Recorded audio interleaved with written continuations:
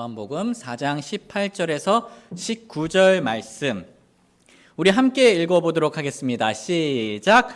사랑에는 결코 두려움이 없고 완전한 사랑은 두려움을 내쫓나니 이는 두려움에 고통이 있기 때문이라. 두려워하는 자는 사랑 안에서 완전하게 되지 못하였느니라. 우리가 그분을 사랑함은 그분께서 먼저 우리를 사랑하셨기 때문이라. 아멘. 네, 오늘 말씀 주제는 우리가 서로 사랑해야 하는 이유입니다. 우리가 서로 사랑해야 하는 이유. 형제 자매님들, 저는요 요즘 스마트폰을 보는 게 점점 싫어지고 있습니다. 그래서 잠을 잘 때는요 요즘 스마트폰을 가지고 침대로 가질 않고요, 전자시계 싼 걸 사가지고 그냥 가져가서 알람 맞추고 그렇게 자려고 하는 편입니다.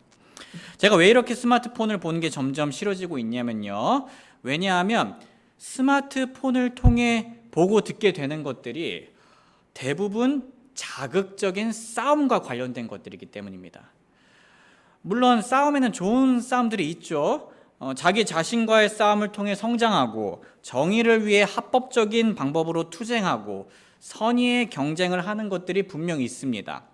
하지만 아시다시피 오늘날 미디어에서 자주 보여주려고 하는 싸움과 다툼은 그러한 종류의 싸움이 아닙니다.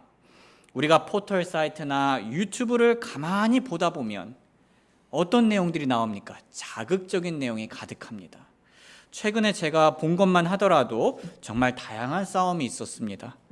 누군가는 자신의 정치 이념과 맞지 않는다고 해서 유명 정치인을 암살하려는 시도를 하고, 기분 안 좋은 일이 있다고 점원을 향해 동전들을 던지고, 평소 사이가 안 좋았다고 처남에게 흉기를 찌르고, 연쇄 살해범의 신상 등이 나오며 별별 이야기가 다 나옵니다. 그리고 이런 뉴스를 안 본다고 해도 다른 컨텐츠들에서 싸우는 모습을 쉽게 피할 수 없습니다. 조금이라도 의견이 다를 수 있는 글이나 유튜브 영상이 올라오면 그 댓글창들이 어떻습니까?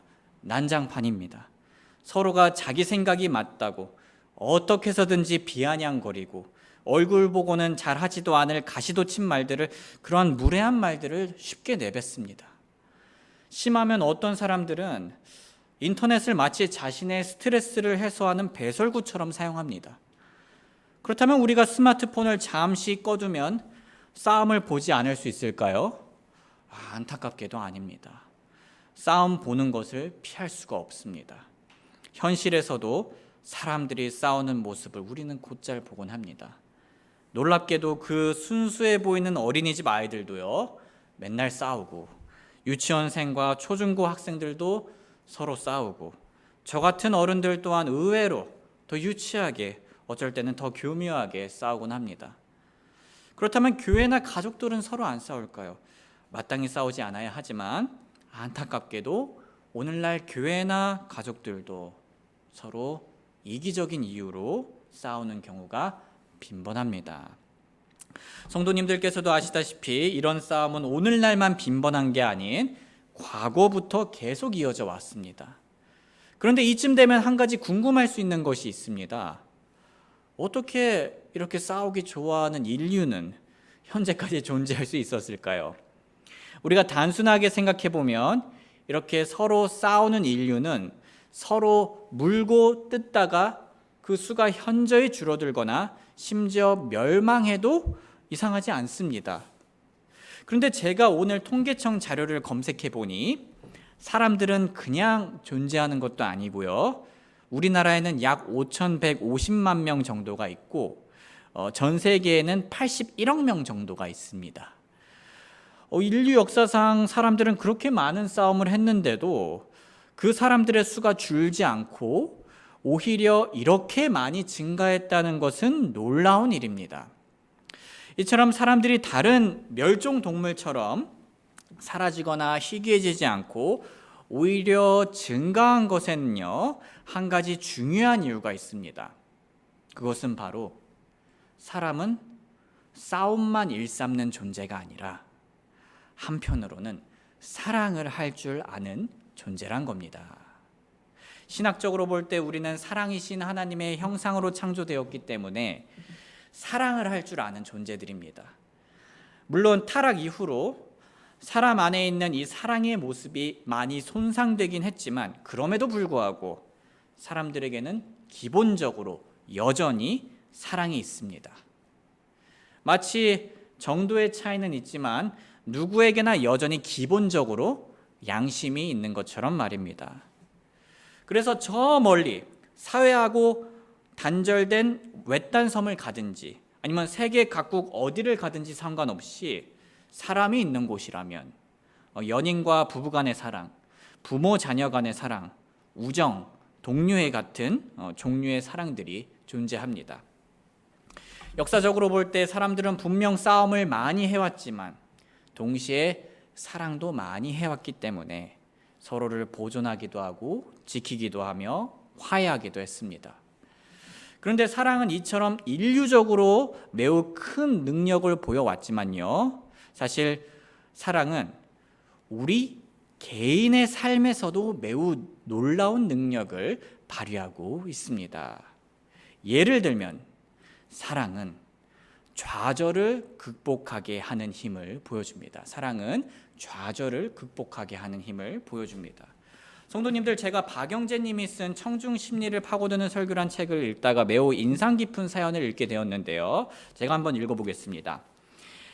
미국의 남북전쟁 당시 아름다운 소녀와 약혼한 한 청년이 군인으로서 참전하라는 소집령을 받게 되었다고 합니다. 할 수 없이 이 결혼은 지연되었고 젊은이는 광야 전투에서 중상을 입고 말았습니다. 약혼녀는 젊은이의 처지를 알지 못한 채 그가 귀가할 날만을 손꼽아 기다리고 있었습니다. 그런데 어느 날 그녀는 낯선 글씨로 적은 편지 한 통을 받게 되었습니다. 그런데 거기에는 다음과 같이 적혀 있었습니다. 제가 양팔을 다 잃었다는 사실을 말하기란 아주 어렵습니다. 제가 스스로 쓸 수 없어 한 친구가 나를 대신해서 이 편지를 써주고 있는 겁니다. 당신은 영원한 나의 사랑입니다. 저는 이제 다른 사람을 의지하지 않고는 살아갈 수 없는 상황이 되었습니다. 그런데 저는 당신이 나와 맺은 약혼의 의무에서 당신을 자유롭게 해주고 싶습니다. 이 편지를 읽은 소녀는 즉시 기차를 타고 젊은이가 있는 병원으로 갔습니다. 삶의 허무감으로 깊은 좌절 속에 빠져있는 이 젊은이를 보는 순간 그녀는 그를 힘차게 껴안았다고 합니다. 그를 포옹하며 소녀는 말했습니다. 저는 결코 당신을 버리지 않겠어요. 제 두 팔이 당신의 팔이 되어 당신을 돕겠어요. 제가 당신을 보호하겠습니다. 하며 울먹였습니다. 훗날 사람들이 그 청년에게 당신은 어떻게 해서 그 불구의 몸으로 그렇게도 삶을 낙천적으로 살아갈 수 있는 겁니까? 하고 물었을 때 그는 진지하게 대답했습니다. 저를 향한 아내의 진실한 사랑은 제가 좌절을 느낄 기회조차 주지 않았습니다. 소중한 형제 자매님들, 이 젊은 남성은 충분히 좌절하며 인생을 우울하고 부정적이게 살 수 있었습니다. 실제로 팔을 잃은 초반에는 그는 그렇게 살았었습니다. 하지만 그는 인생의 대부분을, 인생의 나머지를 낙천적이고 긍정적이게 살아갈 수 있었습니다. 어떻게 그럴 수 있었습니까?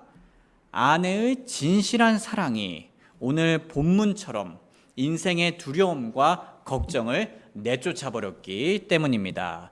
우리 한번 같이 읽어볼까요? 시작. 사랑에는 결코 두려움이 없고 완전한 사랑은 두려움을 내쫓나니 이는 두려움에 고통이 있기 때문이라.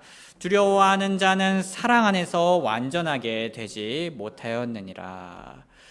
그를 무너뜨리려 했던 좌절과 절망은 진실된 사랑을 이길 수 없었습니다. 오히려 그의 인생에는 평안만이 사랑의 친구가 되어 함께 주었습니다. 사실 우리가 이 젊은이와 같은 경험을 하진 않았지만 우리 대부분은 비슷한 경험을 해보았을 겁니다. 예를 들면요, 직장에서 상사나 손님들에게 하루 종일 대이고 좌절해서 집에 돌아왔을 때 우리를 사랑해주는 배우자와 자녀를 보면 어떻습니까? 가족의 미소와 또 포옹과 격려의 말을 들을 때 어떻습니까? 머리가 더 아픕니까? 아닙니다. 좋습니다. 아주 좋은 답변이었습니다. 네. 아직 배우자와 자녀가 없음에도 불구하고 잘 대답해 주셨습니다. 아주 좋은 태도예요. 네. 우리는 머리가 더 아프지 않고 우리 형제님께서 얘기해 준 것처럼 되게 기분이 좋습니다. 또한 마음을 다잡고 새로 살아갈 힘을 얻게 됩니다. 또한 우리가 학교나 직장에서 사람들에게 시달리고 왔을 때 우리를 사랑해주는 부모님을 보면 어떻습니까? 위로와 공감을 받고 시련을 이겨낼 힘을 얻습니다. 또한 한 주간 믿지 않는 자들에게 무시당하거나 상처받아 어지러울 때 수요일과 주일에 와서 우리를 사랑해주는 형제 자매님들의 얼굴을 보면 어떻습니까? 나의 마음을 나누는 동시에 생각이 하나 둘씩 정리가 되고 공허한 마음이 다시 채워지며 내일도 세상으로 걸어갈 힘을 얻게 됩니다. 이처럼 사랑은 인생에서 경험하는 좌절을 이겨낼 힘이 되어줍니다. 이 얼마나 우리에게 필요한 힘입니까? 그런데 형제 자매님들, 사랑의 능력은 이뿐만이 다가 아닙니다. 사랑은요, 사람을 변화시키는 힘이 있습니다. 사랑은 사람을 변화시키는 힘이 있습니다. 성도님들, 제가 아까 언급한 책에 나온 흥미로운 내용을 하나 더 인용해 보겠습니다. 오래전 존스 홉킨스 대학의 한 교수는요, 범죄의 온상이었던 빈민촌에 대학원생을 보냈습니다. 그리고 12세에서 16세의 소년 200명을 대상으로 그들의 경력과 환경을 조사하여 그들이 장차 건전한 삶을 살 확률을 예측해 보도록 했습니다. 많은 자료를 수집하고 통계들을 낸 후 또 실제적으로 그 소년들과 대화를 나눈 후에 이 대학원생은 그 소년들의 90%가 교도소 생활을 하리라는 결론을 내렸습니다. 상당히 높은 수치죠. 25년 후 이 교수는 또 다른 대학원생을 시켜서 어른이 된 그들의 삶을 조사해 보도록 했다고 합니다. 그곳을 멀리 떠난 사람까지 끝까지 추적해서 알아본 결과 200명 중 180명의 신원을 확인할 수 있었습니다. 그런데 놀랍게도 180명 중 단 4명만이 교도소에 들어갔다 나온 경험이 있었고 나머지는 정상적인 삶을 살고 있음이 밝혀졌습니다. 이 사실에 깜짝 놀라 그 이유를 알아보니 빈민가 소년들이 한 선생님의 영향을 깊이 받았다는 사실을 알게 되었습니다. 그래서 그 선생님을 찾아가서 어떤 일을 하셨기에 그곳에 있던 그 열악했던 그 소년들이 타락하지 않고 무사히 훌륭하게 자랄 수 있었느냐고 묻자 그 선생님은 이렇게 대답했습니다. 제가 한 일은 아무것도 없습니다. 단지 난 그 소년들을 사랑했을 뿐이지요. 소중한 형제 자매님들, 사실 사람들은요, 이 원리를 본능적으로 잘 알고 있습니다. 그래서 저 사람은 사랑받고 컸나 보다라는 말을 종종 하곤 합니다. 한 사람의 인생에 사랑의 종이를 한 장 한 장씩 쌓아가다 보면 지금 당장은 드라마틱한 변화가 보이지 않더라도 그 사랑받은 사람의 삶은 사랑받지 못한 사람보다 훨씬 더 좋은 방향으로 나아가게 되어 있습니다. 그런데 형제 자매님들, 사실 우리 그리스도인들이야말로 우리의 삶을 크게 변화시킬 만한 사랑을 받았다는 것을 기억하십니까? 오늘 본문은 말합니다. 한번 같이 읽어볼까요? 시작. 우리가 그분을 사랑함은 그분께서 먼저 우리를 사랑하셨기 때문이라. 하나님께서 먼저 어떻게 우리에게 사랑을 보여주셨습니까? 자신의 가장 소중한 독생자 예수님을 우리를 위해 십자가에 내어주실 만큼 사랑해 주셨습니다. 우리가 이 사랑을 잊지 않고 계속 기억하고 느끼며 성장하게 된다면 우리는 이 사랑을 몰랐을 때하고는 비교도 안 되게 훨씬 더 좋은 삶을 살 수가 있습니다.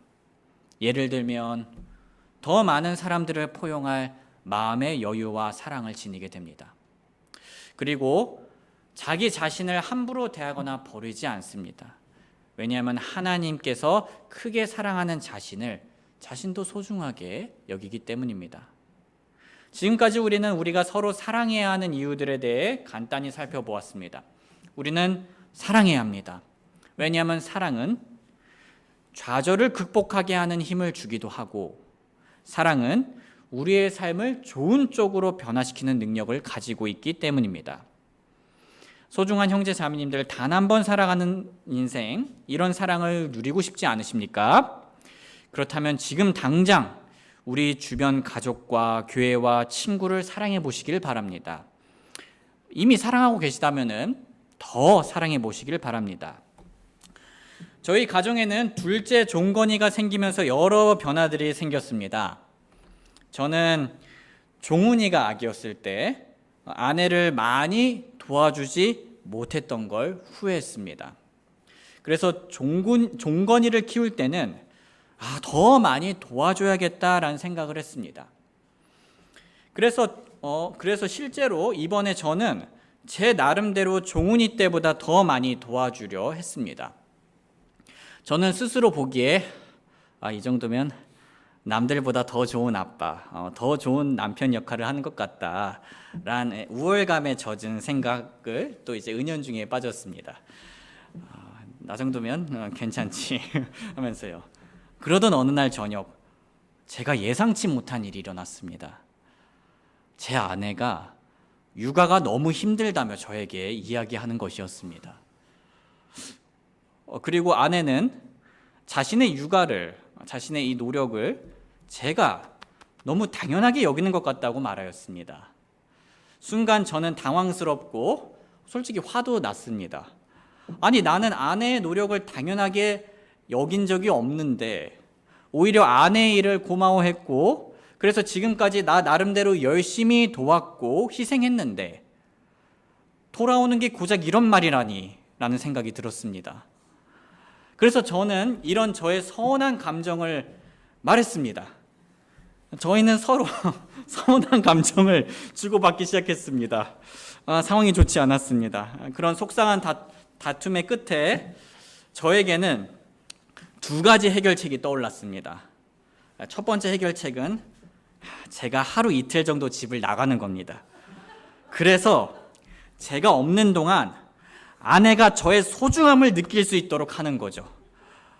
그런데 놀랍게도 제 아내도 같은 해결책을 생각하고 있었습니다. 가만히 생각해 보니 제가 나가면 다음 순서로 아내도 나갈 것 같고, 아내가 나가면 솔직히 저 혼자서는 너무 답이 없을 것 같아서 이 해결책은 이제 포기했습니다. 다른 해결책은 아내를 더 사랑하길 선택하는 거였습니다. 저는 이 두 번째 방법을 선택했습니다. 참고로 제 아내는 평소에 힘든 걸 바로 말하지 않고 담아두는 성향입니다. 그래서 저는 평소 힘든 걸 잘 내색하지 않는 아내를 위해 주기적으로 아내의 상태를 물어봐 주기로 하였습니다. 그리고 그 대화에서만큼은 아내의 생각이 잘못되었다거나 지적하거나 너만 힘드냐? 나도 힘들다 라고 말하지 않고 그대로 공감하고 들어주겠다고 약속했습니다. 그리고 저는 제가 평소 배우고 싶은 것들과 운동하고 싶은 시간을 좀 줄이더라도 아내와 아이들을 위해 더 많은 시간을 헌신하기로 했습니다. 이 두 번째 해결책을 실천하자 저희 가정에는 놀라운 변화가 일어났습니다. 아내를 사랑하는 마음으로 아이들과 시간을 더 보내니 이틀 전인가 그런 저를 향해 아내가 행복하다고 말했습니다. 저는 아내가 행복하다는 말을 듣는 게 얼마만인지 몰랐습니다. 정말 이렇게 뿌듯하더라고요. 또한 제가 아이들과 함께 시간을 보내니 종훈이가 이전보다 저를 더 가까이 하고 좋아하고 따르는 것을 느꼈습니다. 그리고 정서적으로도 더 안정감을 가지는 게 보였습니다. 즉 제가 가족을 더 사랑하는 선택을 하자, 우리를 위한 선택을 하자, 아내와 아이들이 더 행복해했습니다. 그런데요, 이런 사랑은 저의 가족들뿐만 아니라 제 마음도 행복하게 해주었습니다.